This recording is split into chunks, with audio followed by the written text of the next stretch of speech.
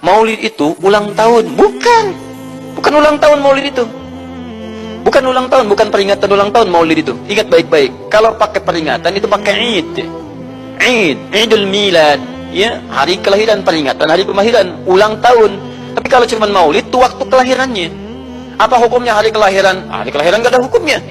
Yang melekat hukum itu bagaimana menyikapi hari kelahiran itu. Itu poinnya. Paham ya? Ketika ada perbuatan melekat kepadanya, maka di situ ada hukum. Maulud itu bayinya berarti nabinya. Apa hukum maulud? Apa hukumnya nabi? Nabi yang lain gak ada hukumnya. Jadi kalau anda menolak maulud dengan pengertian seperti ini, maka anda keluar dari Islam. Kalau dalam hukum seperti ini, saya menentang maulid Nabi, berarti anda menentang kelahiran Nabi SAW. Saya menentang maulud Nabi, berarti anda berhadapan dengan Nabi, anda musuh Nabi. Jadi kalau anda dimaksudkan dengan kata maulud dan maulid, anda tidak bisa menentangnya, bisa menerima. Saya menerima. Kenapa? Karena dalam pengertian bahasa, maulid itu artinya waktu kelahiran. Maulud artinya nabinya. Bagaimana menyikapi maulid dan maulud itu? Saya tahu nabinya dilahirkan, nabinya sudah ada. Jelas ya? Maka kemudian saya pun tahu waktu kelahirannya. Bagaimana kemudian menyikapi itu semua? Maka Masya Allah, Quran surah ke 11 tadi, 10 tadi, Yunus, ayat 57 sampai 58. Kalau sampai kemudian ke 58-nya, falyafrahu. Gembira antum. Gembira, bahagia, silahkan. Maksud tidak gembira? Nabi Isa gembira, kita tidak gembira.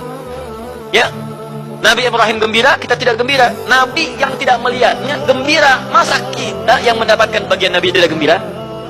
Jelas ya? Nabi yang mengharapkan hadir saat kedatangannya gembira. Kita yang mendapatkan kedatangan beliau walaupun tak mampu melihatnya, dan kita menjadi umatnya, masih tidak gembira. Umat dulu bukan bagian umat Nabi Muhammad, karena Nabi Muhammad tidak ada di zamannya. Gembira dengan berita kedatangan Nabi Muhammad, padahal nabinya belum datang. Masa kita yang jadi umatnya, yang nabinya telah kemudian kita dapati walaupun tidak melihatnya, masa kita tidak ikutan gembira?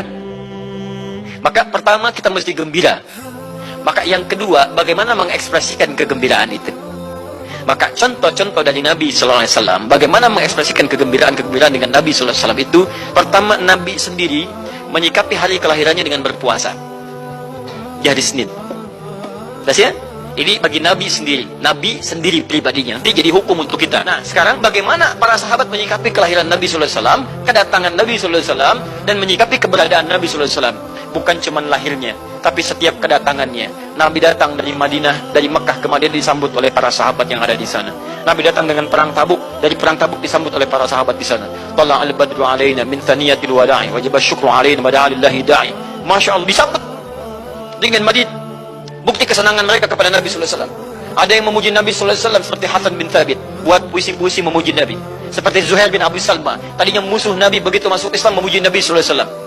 Ada yang lagi kemudian menghormati Nabi dengan kedatangannya, dengan mengikuti Nabi kemanapun. Nabi mencontohkan, amalkan. Nabi mengajarkan, ikuti. Masya Allah. Begitu Nabi meninggal, diabadikanlah kemudian nilai-nilai penghormatan itu. Ada yang menulis sejarah tentang